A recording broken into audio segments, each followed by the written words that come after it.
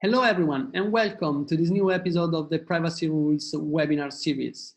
Today we are recording the first webinar in Spanish language, so we are particularly glad of this. And this webinar will discuss the evolution of data privacy rules in the Latin American jurisdictions together with our experts from Chile, Colombia, Mexico and Uruguay. The webinar will also be moderated by our expert Victoria Beckman, from the United States, since she is the chair of the Latin American desk at Frost Brown Todd, that is our law firm in the US. So without further delay, I thank you all for joining us and I turn it over to Victoria. Gracias, Alessandro. Vamos a empezar por dar una introducción de los panelistas que tenemos el día de hoy. Tenemos a Lucía Fernández González, de González Calvillo, en México. Tenemos a Yamil Yuibar Carneiro, de Manríquez Benavides y compañía en Chile. También a Estela Vanegas Morales, de Vanegas Morales Consultores en Colombia. Y tenemos de Uruguay dos personas, Sofía Anza Guerra, de Guyer y Regules. Y tenemos a Guillermo Talento, de Software Testing Bureau en Uruguay, que se dedica más a cuestiones de responder a violación de datos o fuga de datos. Hola a todos. Voy a empezar, vamos a empezar dando una idea general de las leyes en cada país que tenemos. Entonces les voy a pedir a cada uno que por favor nos dé una explicación muy básica y muy breve de qué ley de protección de datos existe en cada uno de sus países, si existe, o qué pasos se están tomando para llegar a una regulación de bases de datos, de protección de datos. Empecemos contigo, Lucía, ¿te parece? Y gracias, Victoria, y muchas gracias por la introducción. En México, la regulación de los datos personales empezó en el 2007 y 2019 con la reforma constitucional al artículo 6º y 16 de la Constitución, en el cual se introdujo la protección de la privacidad y de datos personales en México. Posteriormente, en el 2010, entró en vigor la Ley Federal de Datos Personales en Protección de Particulares, o la Ley de Datos Personales, como se conoce comúnmente. En el 2011 se emitió el reglamento de la ley y en el 2013 se emitieron los lineamientos del aviso de privacidad. Hay más normativas sobre el tema, pero esta es la legislación más importante relacionada con particulares. En el 2017 empezó la regulación del tema de protección de datos personales para el sector público. Empezó con la entrada en vigor de la Ley General de Protección de Datos Personales en posesión de sujetos obligados. Esta ley regula al sector público federal. Lo que pasó es que esa misma legislación estableció un término de 6 meses para que las legislaciones estatales, cada quien emitiera su propia legislación o modificara la legislación que ya tenían para que la misma se ajustara a la Ley General de Protección de Datos Personales en posesión de sujetos obligados. La mayoría de las legislaciones estatales ya sacaron una legislación, pero todavía hay legislaciones que no han cumplido con el término, aun y cuando ya lo debieron de haber hecho. Es la legislación más importante en tema de sector público, sin embargo, hay otra normatividad relacionada que también está involucrada con datos personales.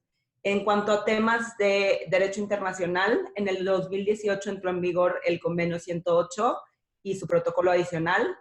Y pues siempre es importante mencionar que la Comisión Europea no ha emitido una decisión de México en relación con protección de datos personales y por lo tanto para efectos europeos no tenemos una protección adecuada de datos personales. El encargado de supervisar la protección de datos personales es el Instituto Nacional de Transparencia, Acceso a la Información y Protección de Datos Personales, que es mejor conocido como el INAI. Es un organismo autónomo que tiene recursos y personalidad propia.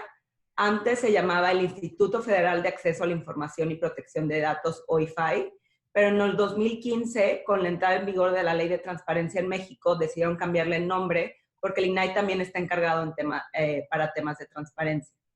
Y por eso de ahí derivó el cambio de IFAI a INAI.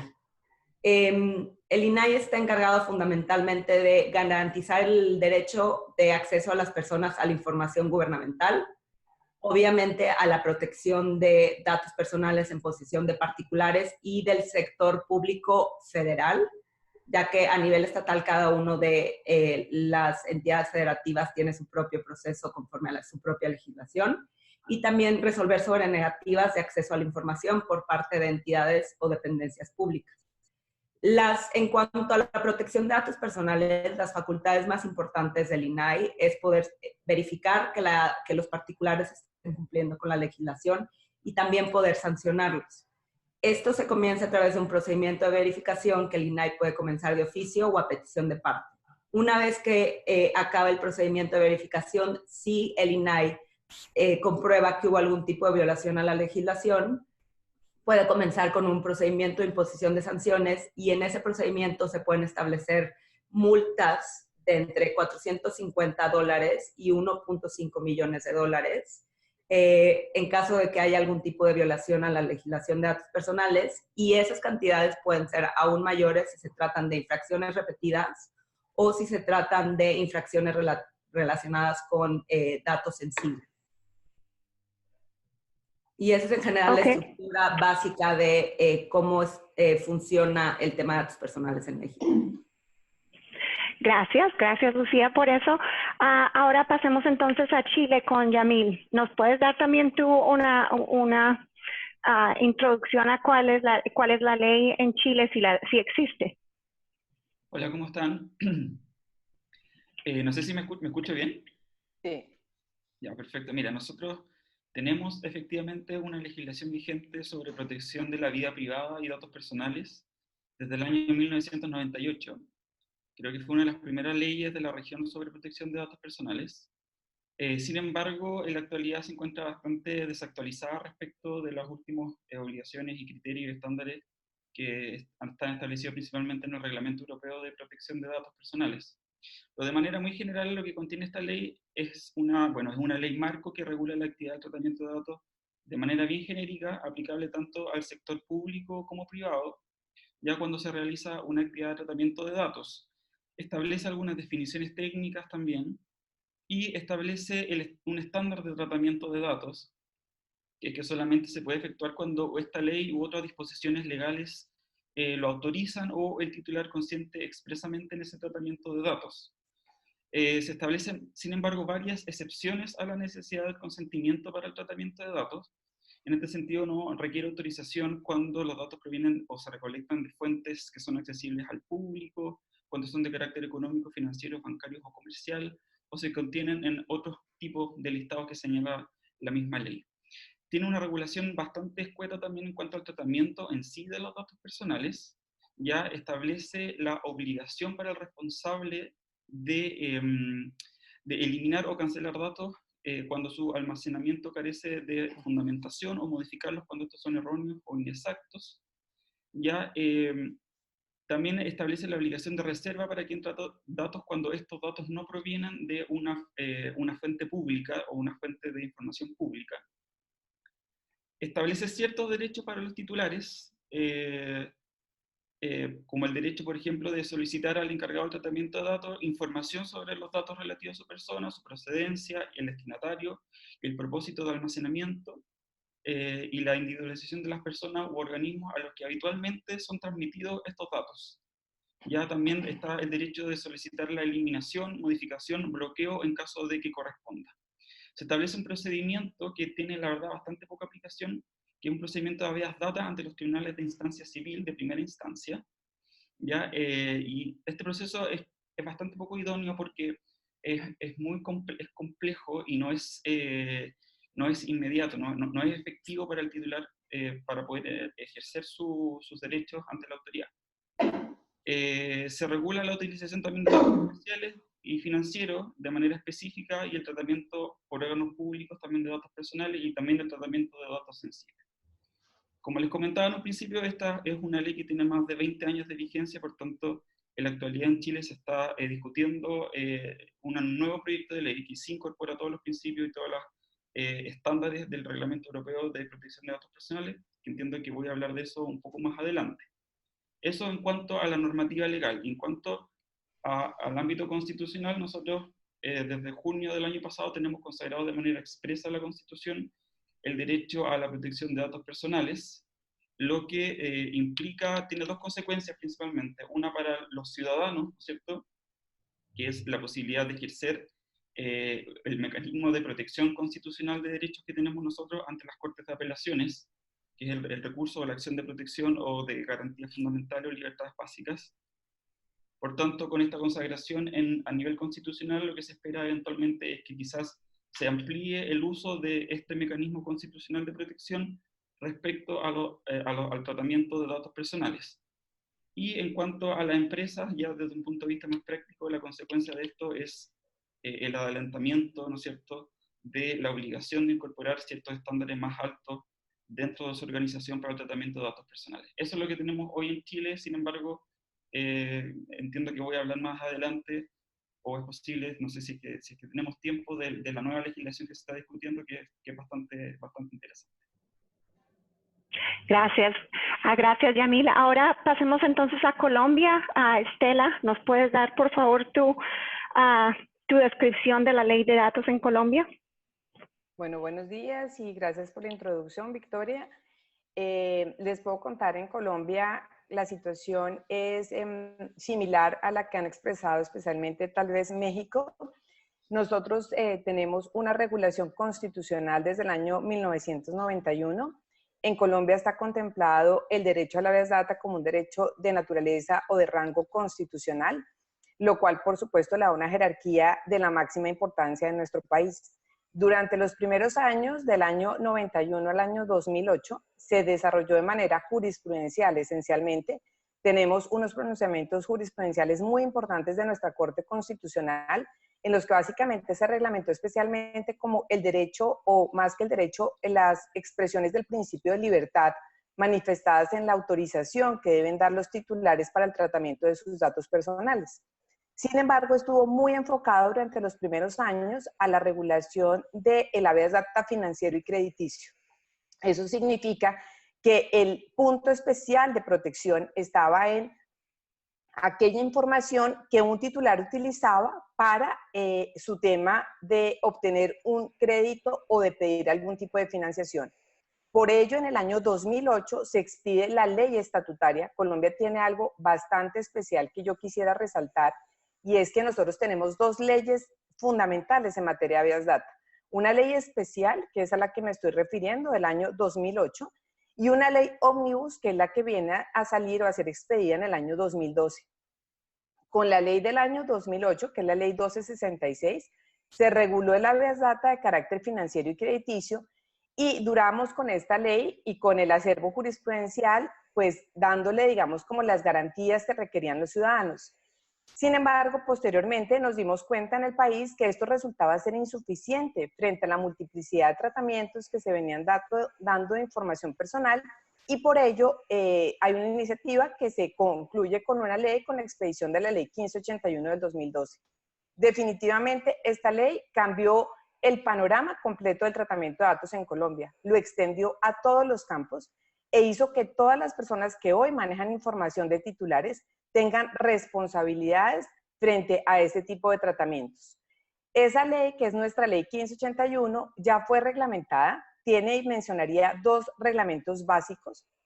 El primero, el decreto 1377 del año 2013, expedido básicamente para darle vida a esa ley, y tiene dos temas fundamentales que yo destacaría: el tema de transmisión de datos internacionales, de transmisión tanto local como internacional de datos, y el tema de la accountability, la aplicación del principio de accountability. Y expedimos el decreto 886 del año 2014, que reglamentó el Registro Nacional de Bases de Datos. Muchos de los países hoy en día ya no tienen, que en su momento tuvieron, como fue España. Este tema de registro fue modificado. En Colombia, sin embargo, la obligación de registro de bases de datos persiste y fue reglamentada por este decreto. Con posterioridad, Victoria, solamente añadiría que tenemos circulares que han sido expedidas por la Autoridad Nacional de Protección de Datos, que es la Super de Industria y Comercio en Colombia, y guías orientadores que se convierten como en un soft law, pero que claramente empiezan a ser parte del marco que deben ser, del marco que nos cubre y que hace que todas nuestras actividades queden orientadas por esas normas y por esos principios. Muchas gracias, Estela. Pasemos entonces ahora a Uruguay, Sofía. Yo en particular estoy interesada porque Uruguay fue declarado país adecuado por la Unión Europea en materia de protección de datos personales de conformidad con la directiva anterior, antes de GDPR, y quería saber cómo funciona en Uruguay. Muchas gracias, Victoria, por la introducción. Es correcto, como tú dices, Uruguay es uno de los pocos países que es considerado un país adecuado en materia de protección de datos personales, por lo cual la normativa es muy interesante a nivel internacional. Como aspectos generales de la normativa, me gustaría señalar que la ley principal es la ley 18331, que es del año 2008. Esta ley da un marco general sobre el tema de protección de datos personales, la cual luego fue reglamentada en el año 2009 por el decreto 414 del 2009.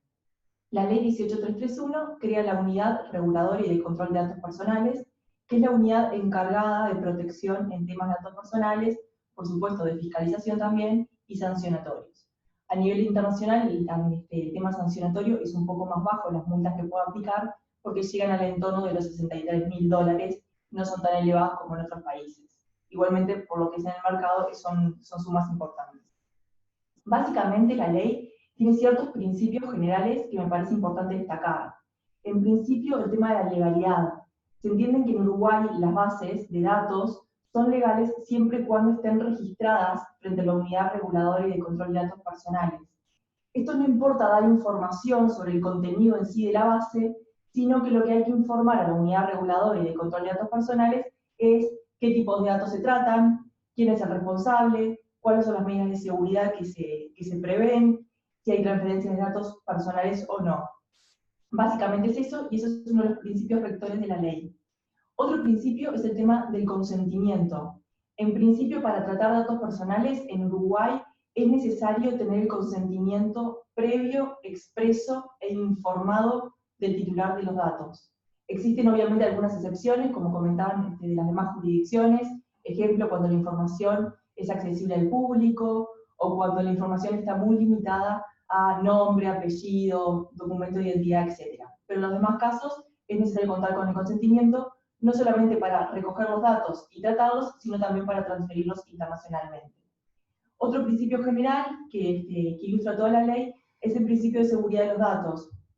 Los datos hay que tratarlos con medidas de seguridad adecuadas para que no sean vulnerados.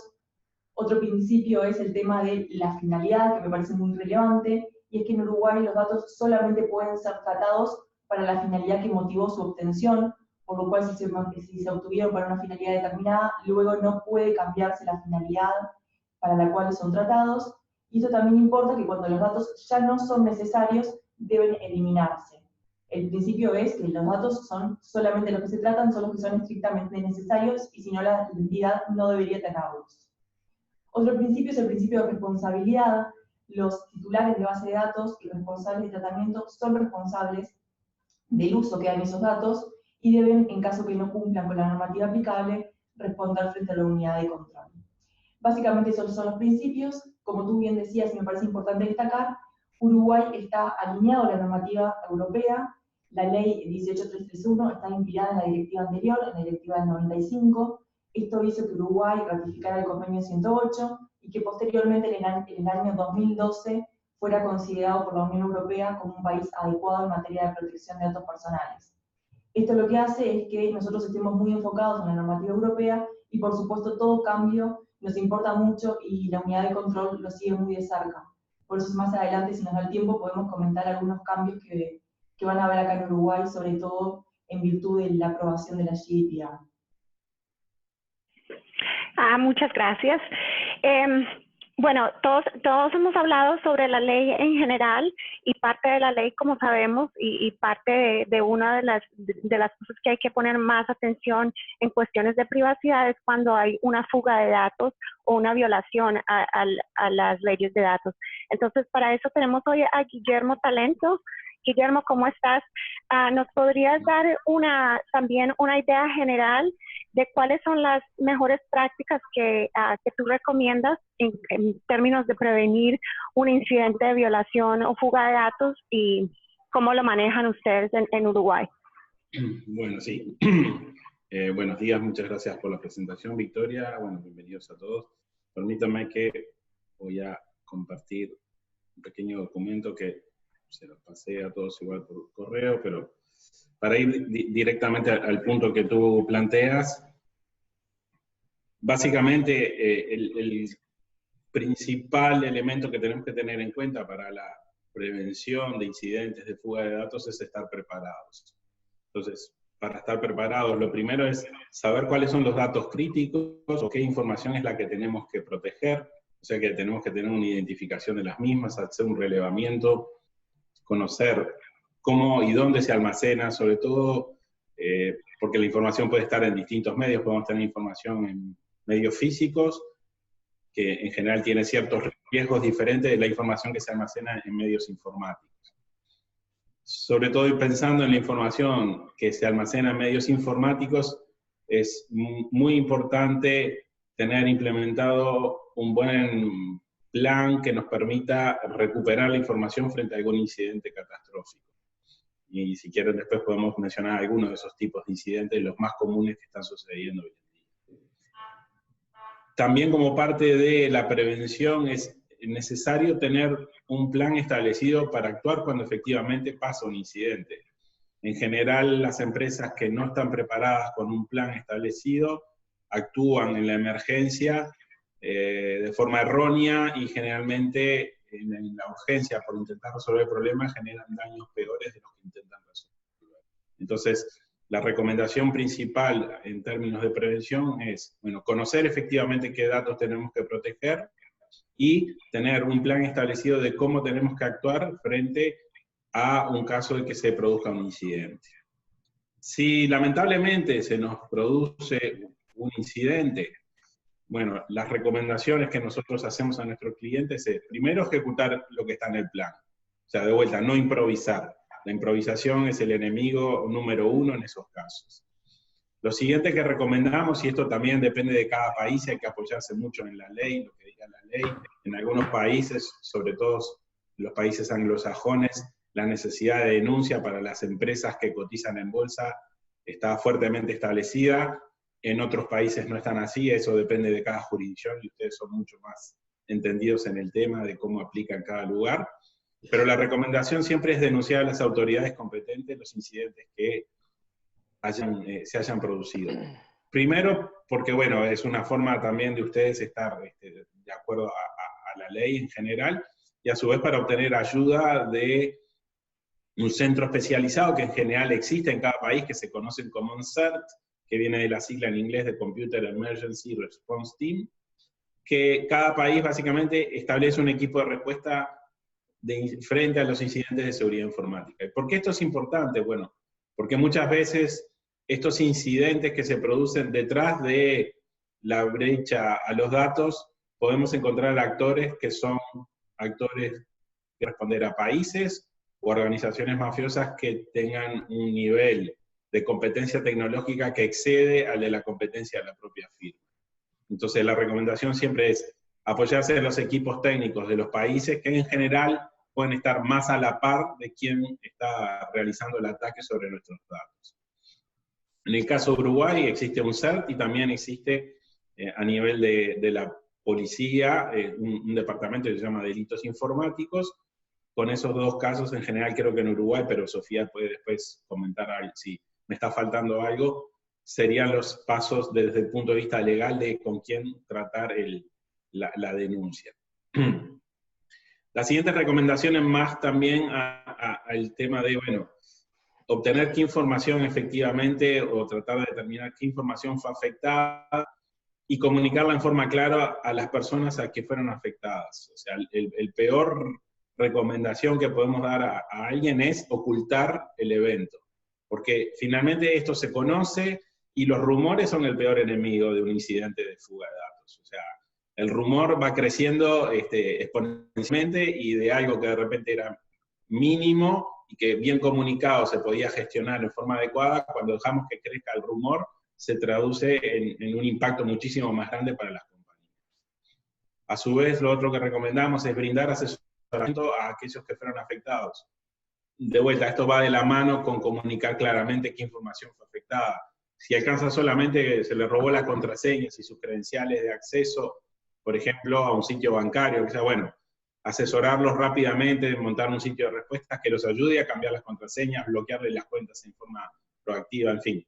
Cada tipo de incidente puede tener distintos tipos de respuestas, pero la mejor recomendación que podemos darles es comunicar bien y a su vez brindar asesoramiento. Y por último, esto también viene como parte del hecho de que muchas veces en el actuar de emergencia no se preservan, aquí el término está en inglés, perdón, pero las bitácoras que nos permitan ayudar en la investigación a las autoridades de, bueno, cómo se produjo el ataque y tratar de determinar quién lo efectuó y efectivamente qué datos fueron sustraídos de la información. Eso, en términos generales, son las mejores prácticas para reaccionar frente a un incidente. Y por último, 2 segunditos para mencionar algo que es una de las formas más comunes que están afectando hoy a las empresas en términos de ataques a sus datos, que es lo que se conoce como ransomware. Es una palabra, un término en inglés. Ransom viene de rescate y ware viene de la mezcla de las palabras de software, ¿sí? Básicamente es un software malicioso que toma control de los equipos o de la infraestructura de una empresa, perdón, encripta el contenido de esos datos, o sea que secuestra los datos, ustedes no tienen más acceso a esos mismos datos, no los pueden utilizar para la operación, pero si además ustedes eran la custodia de esos datos, por ejemplo, son la única base de datos que gestiona eso, bueno, pierden el control y pierden todos los datos. A veces dentro de ese tipo de software se esconde también un ataque que lo que busca es exfiltrar los datos desde su base de datos y después simplemente lo disfraza como un ataque de rescate. Y generalmente lo que distingue a este tipo de software o de ataque es que solicita un rescate para entregarles a ustedes una llave que les permita desencriptar los datos que encriptaron y volver a tenerlos en un formato que ustedes puedan procesar. En general, la recomendación que nosotros damos a los clientes es no negociar con los secuestradores de los datos, al igual que la policía les va a recomendar a ustedes de no negociar con un secuestrador en los datos comunes. Pero bueno, principalmente el tema pasa que si nosotros tenemos un buen respaldo de los datos, este tipo de ataque se disminuye mucho el impacto porque podemos recuperar la información desde algún respaldo que tuviéramos anterior. La importancia es que esos respaldos a su vez no estén conectados en línea permanentemente para evitar que el ransomware también los pueda encriptar y secuestrar como el resto de los datos de la plataforma. Así que básicamente esas serían las recomendaciones desde el punto de vista de tecnología, de cómo, bueno, prevenir y gestionar frente a un incidente. Muchas gracias, Guillermo. Como podemos ver, las leyes en cada país no solamente son complejas, sino que hay muchos obstáculos y muchas implementaciones que se tienen que hacer en cuanto a la aplicación práctica en el día a día de todo esto, de cómo responder a una fuga de datos, a quién hay que notificar. Entonces voy a volver a Lucía en México y te voy a preguntar, Lucía, ¿cuáles son las mayores dificultades que tienen los responsables en tu país en cuanto al cumplimiento de esta legislación sobre la protección de datos? En lo personal, lo que yo considero que ha sido el problema más complicado de poder aconsejar a mis clientes es que la ley en muchas partes es vaga o es poco clara en qué necesitas hacer para poder dar cumplimiento a ciertas disposiciones, particularmente las disposiciones relacionadas con el principio de responsabilidad, que es el Accountability Principle, que establece que tienes que tener políticas, programas, training, capacitaciones y también auditorías relacionadas con los temas de datos personales. También un tema delicado y relevante que está regulado de una manera poco clara es el tema de las medidas de seguridad que se tienen que implementar para proteger los datos personales. En adición a eso, cuando te pones a revisar los materiales de referencia y las recomendaciones que ha realizado el INAI, son pocas y en algunos casos inclusive no aportan mucha información adicional a lo que establece la ley o no son claras en cuanto a que se meten a temas muy técnicos y no están explicándole al resto de la gente cómo lo podría aplicar una persona no técnica. y esto es un tema en particular si lo comparas con los países europeos que tienen muchísima información relacionada con derechos de datos personales que emiten la propia autoridad o a nivel europeo, de gobierno europeo también. Entonces sí ha sido un tema el hecho de que sí necesitamos más información a veces y el INAI no nos ha proporcionado esa información. Por ejemplo, en México no hay cláusulas estándar para realizar transferencias como existen en Europa, y a mí, por ejemplo, se me haría un recurso muy relevante que tener y poder dar consejos a mis clientes conforme a ese tipo de recomendaciones.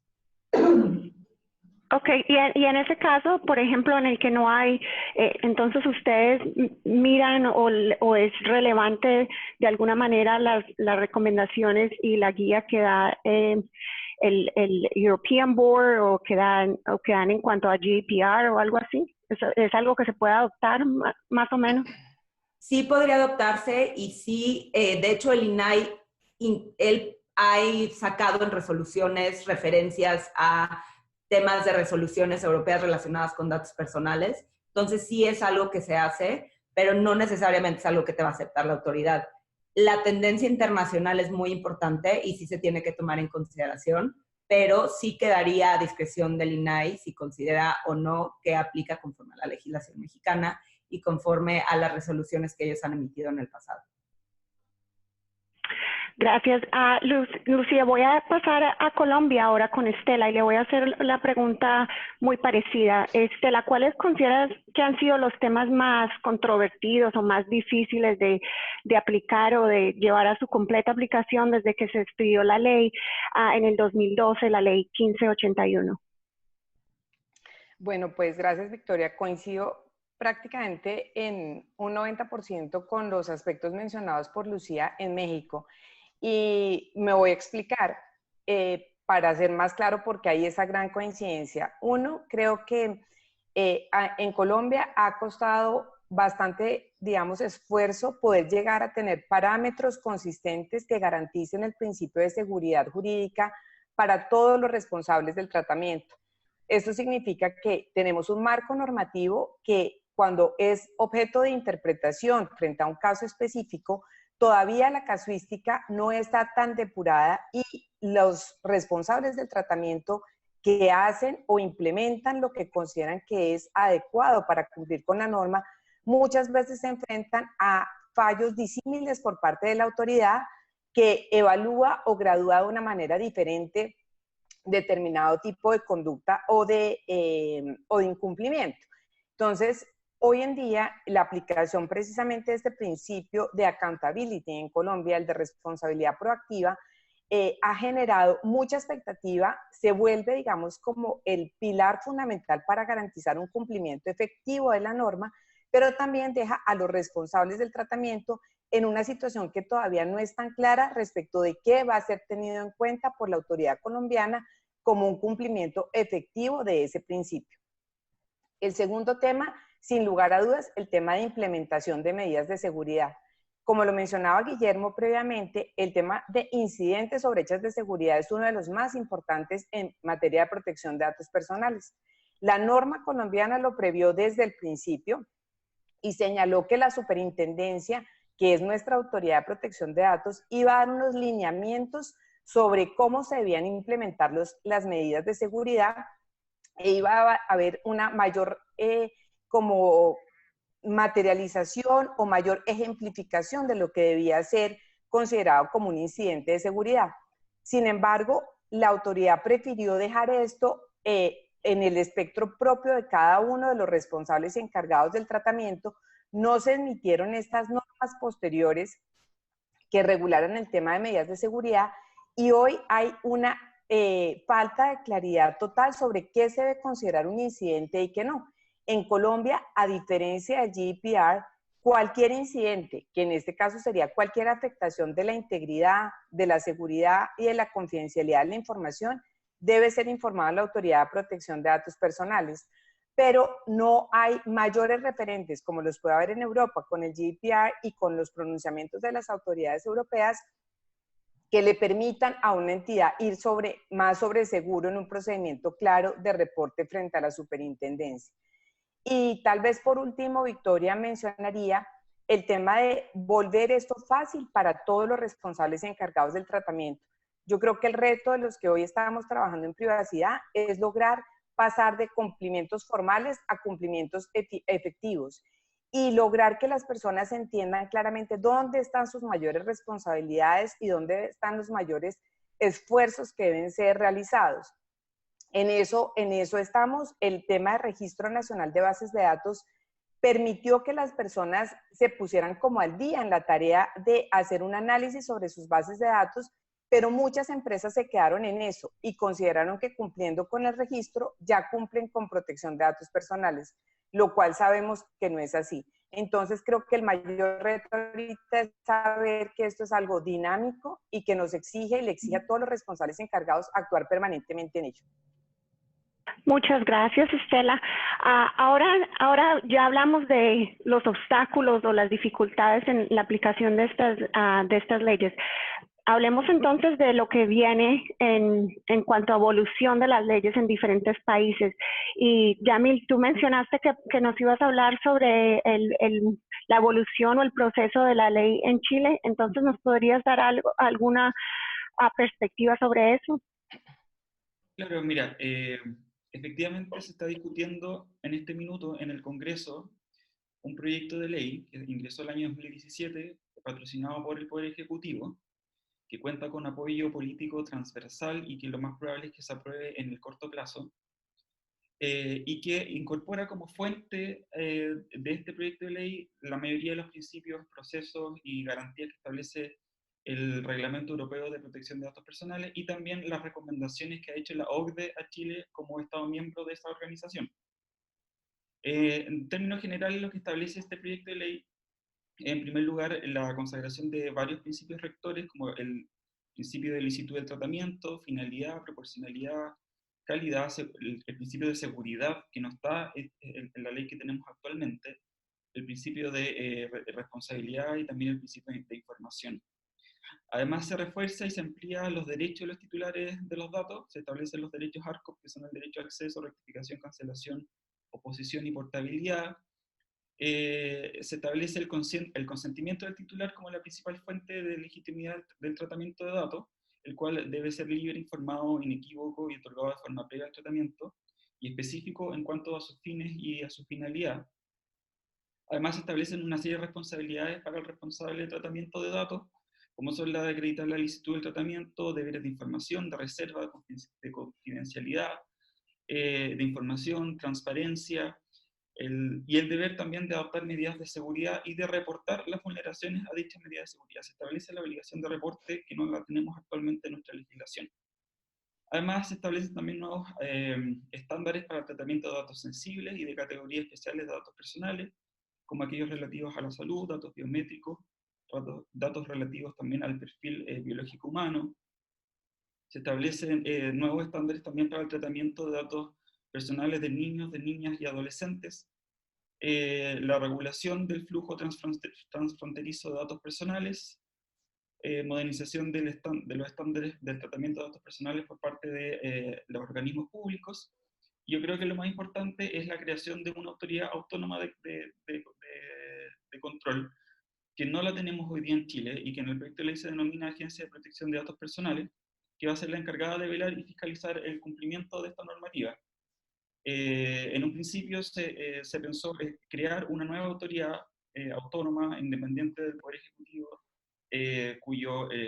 cuyo cabeza, ¿no es cierto?, se va a hacer nombrada a través del sistema de dirección pública acá en Chile para evitar, ¿no es cierto?, que sean nombramientos políticos. Sin embargo, en la última indicación por parte del Poder Ejecutivo, esa autoridad quedaría radicada en un organismo que ya existe acá en Chile, que es el Consejo para la Transparencia, que de todas formas es un organismo autónomo. Y también se establecen una serie de sanciones, como multas que van hasta las 5.000 UTMs, unidades tributarias mensuales acá en Chile, que son alrededor de $400.000. Y también en casos excepcionales el cierre o clausura de las operaciones de tratamiento de datos cuando las infracciones sean de carácter muy grave. Y otra cosa importante y que desde el punto de vista práctico es que se establece la obligación de incorporar dentro de las empresas y también en el sector público modelos de prevención de infracciones, así como lo tenemos respecto a la responsabilidad penal de las personas jurídicas, los modelos de cumplimiento. También se establece la obligación de establecer estos modelos relativos al tratamiento de datos, los cuales deben estar certificados y deben cumplir con ciertos estándares y requisitos mínimos. Eso, en términos generales, es lo que se viene acá en Chile en el corto plazo, y las empresas, sumado, ¿no es cierto?, a la modificación de la Constitución del año pasado, debiesen ya desde este minuto empezar a adoptar las medidas necesarias para eventualmente no tener un shock de costos cuando esto se apruebe, ¿no es cierto?, porque implica obviamente la modificación de contratos de adhesión, el consentimiento expreso por parte de quienes intervienen en esos contratos de adhesión en industrias como el retail, en industrias como los bancos, por ejemplo. Entonces, ese es el panorama que tenemos hoy en Chile y lo que se viene a corto plazo. Muchas gracias, Yamil. Y Sofía, te voy a hacer una pregunta muy similar a ti ahora. ¿Qué cambios relevantes se han proyectado en materias de temas de protección de datos en Uruguay? Gracias, Victoria. Sí, en Uruguay tuvimos incluso, no solo que están proyectados, sino que recientemente tuvimos unos cambios y se ven principalmente la entrada en vigor de la GDPR. Uruguay, a efectos de mantener el nivel de protección adecuado, el año pasado publicó una ley, que es la 19670, que es una ley de presupuesto, es una ley genérica, pero tiene 4 artículos sobre protección de datos personales, a efectos de estar más alineados con la GDPR y, bueno, por supuesto, mantener el nivel de país de protección adecuado, que es un tema fundamental para el Uruguay. Estos 4 cambios son sumamente relevantes y lo que tenemos entendido y se nos ha informado es que la Unidad Reguladora y de Control de Datos Personales está trabajando en un decreto reglamentario para bajar un poco más a tierra en los 4 conceptos generales que introduce esta ley. Esta ley, como te comentaba, entró en vigor en enero, pero bueno, como todavía el decreto no fue publicado, existen algunas dudas sobre el alcance de estos cambios. El primer cambio es el tema de la aplicación de la ley. Este cambio es sumamente relevante porque la ley uruguaya, a partir de enero, tiene también un régimen similar a la GDPR, lo que importa la extraterritorialidad. En Uruguay, la ley de protección de datos personales también aplica en el exterior cuando el tratamiento importa de alguna forma la oferta de bienes o servicios a ciudadanos uruguayos o se analiza su comportamiento. Esto va muy en línea con lo que establece la GDPR, el wording es muy similar, así que bueno, es un cambio para estar alineados con la GDPR. Otro cambio muy relevante es la obligación de designar un delegado de protección de datos personales para ciertas entidades, tanto públicas como privadas, siempre y cuando traten grandes volúmenes de datos, algo que no está definido y que entendemos que el decreto lo va a reglamentar. Para algunas entidades no hay dudas que aplican, que tratan grandes volúmenes de datos, pero para otras sí existen dudas porque es un concepto bastante abstracto que, bueno, que esperamos que el decreto clarifique. Entonces decía que el delegado de protección de datos personales aplica y es necesario para entidades que manejan grandes volúmenes de datos o datos sensibles. Esta persona sería el contacto entre la unidad reguladora y de protección de datos personales y la empresa en cuestión. A su vez esta figura lo que va a hacer es generar las mejores prácticas, hacer contacto, y debe ser una persona independiente y con capacidades en la materia. Se prevé que la unidad reguladora y de protección de datos personales dicte algunos cursos para estas personas, no como en Europa que hay que certificarse, pero sí algún curso, por lo menos para poder acreditar o tener mayor conocimiento sobre el tema. Otro punto importante es el tema de seguridad, que se introducen cambios a la ley 18331, y estos cambios también muy alineados con la GDPR, lo que establecen es el tema de seguridad, bueno, que la seguridad tiene que ser un tema proactivo, que tiene que ser, la privacidad tiene que ser por diseño y por defecto, lo cual son cambios para Uruguay. Otro punto también a tener en cuenta es el tema que comentaba Guillermo de incidentes de seguridad. Por esta norma lo que se establece es que hay que informar a la unidad reguladora y de control de datos personales, por supuesto, como decía Guillermo, a los titulares, y la unidad reguladora va a conectar y va a hacer los trámites necesarios para estar en consonancia con el CERT, que es la unidad acá en Uruguay que maneja temas de incidentes de seguridad. Bueno, básicamente esos son los 4 temas que se introdujeron recientemente y que esperamos que en los próximos meses haya un decreto que dé más luz sobre estos 4 aspectos que acabo de comentar. Muchísimas gracias, Sofía. Bueno, podríamos quedarnos aquí todo el día hablando sobre protección de datos personales y leyes de privacidad. Como podemos ver, hay muchas diferencias y son leyes que son complejas, que están cambiando constantemente. Y como digo, podríamos hacer miles de estos webinars sobre las leyes en Latinoamérica.